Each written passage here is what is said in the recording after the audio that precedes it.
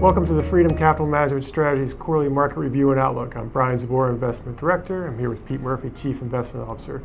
Pete, we saw in the U.S. markets a lot of optimism coming into the first quarter.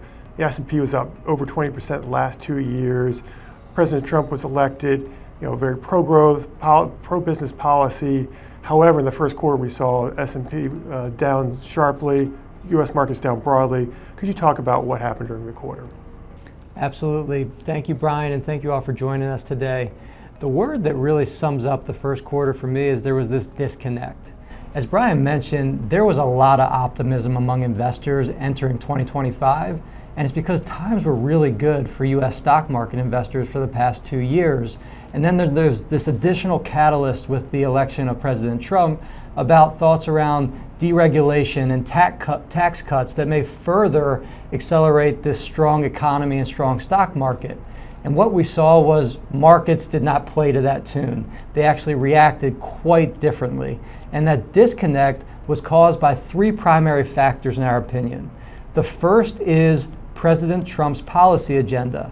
While many investors were hoping that his initial focus would be on some of the more pro-business viewed policies, namely deregulation and tax cuts, he spent a lot of the first few months of his new term focused on tariffs. And tariffs created a tremendous degree of uncertainty for businesses, for the geopolitical environment, and for consumers. And that really shook investors and it shook markets as well.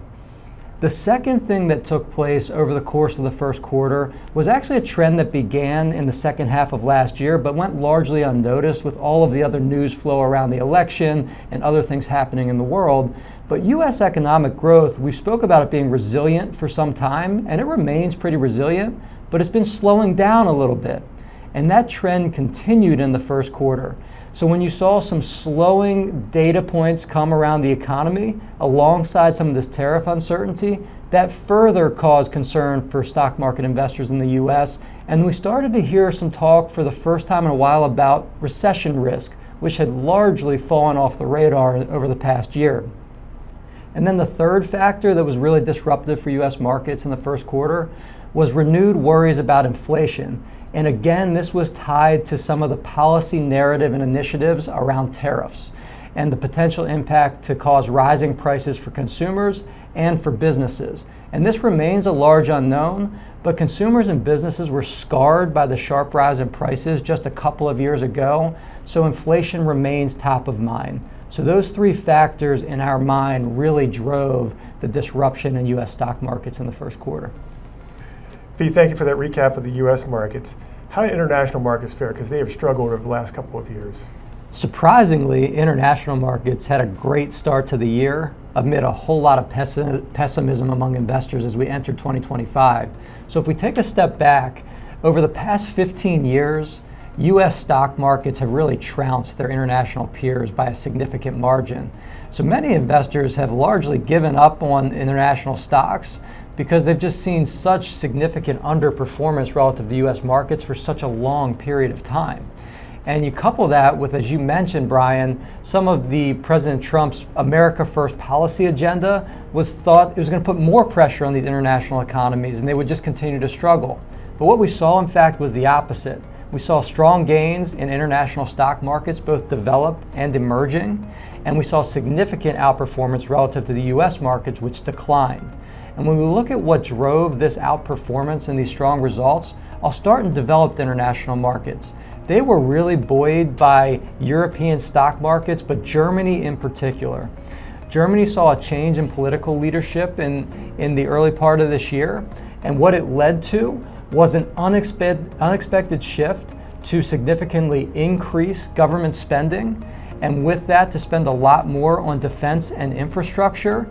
And expectations for German growth increased from this, and it led to sharp gains in German stock prices, but also European stock prices more broadly, which really drove these outsized results. If we look at emerging markets, China is the biggest stock market in the emerging market indices, and China, similar to many European markets, has been on its back for some time now. It's been dealing with a property bubble that burst and the crisis emanating from it. There was concern about their government crackdown on technology companies, and there was just a lot of pessimism, and many investors had given up on China. And what we saw was some unexpected positive news coming out of Chinese companies. DeepSeek was announced as a formidable competitor in the AI landscape when many investors had just assumed that the leading US AI tech companies were going to take the lead and the mantle. And that disrupted the tech companies in the US. But these Chinese tech companies that have been left for dead really saw strong results and gains on the back of that. And you saw this outperformance. So a very unexpected but unexpectedly positive confluence of factors for international stock markets. It's a great recap. I want to pivot to the fixed income markets. We've seen U.S. bonds in a bear market for a number of years. How did they fare this quarter?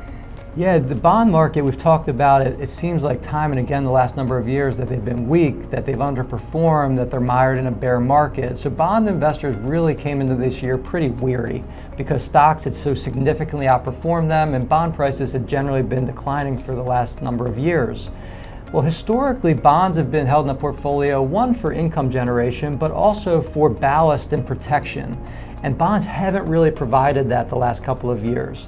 However, in the first quarter, bonds went back to their traditional safe haven role, which was encouraging for investors. So we saw the Bloomberg US Aggregate Bond Index rise by a few percent in the first quarter, while the S&P 500 declined by several percent. So bonds helped offset some of those losses in a diversified portfolio, playing that traditional role of safety. And that was a very encouraging sign for investors. And why bonds performed well was because interest rates decline, and when interest rates decline, bond prices generally rise.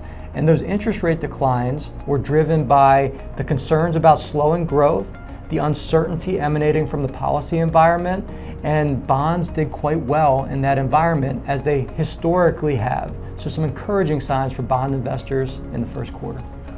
Pete, with investor sentiment shifting from optimism to pessimism, what should investors be looking for going forward? There's a lot of cross currents that are confronting the economy and markets right now. We have what we talked about, geopolitical events, we have talk about tariffs, we have the recession word coming back to the fore. So there's been just a lot of noise in markets. And a lot of what we do is, while we can't predict the future, we try to look for signals that give us clarity amid the noise of what's most likely to happen going forward. And one of the things that we're most focused on right now in the context of the signals is this emerging disconnect between what we refer to as soft economic data and hard economic data. When I refer to soft economic data, I'm talking about survey measures generally of how people are feeling about the economy both today and going forward. And those survey measures are generally taken for consumers, but also businesses. And what we saw happen in a material way in the first quarter is these soft or survey-based economic measures plummeted pretty precipitously. People started getting a lot more concerned about the outlook for the economy, and it's not really surprising given all the uncertainty that we spoke about earlier. But what's most important is it's one thing for people to say they feel a certain way, but how does it impact their actions? And does it translate into weakness in the hard economic data or real economic activity?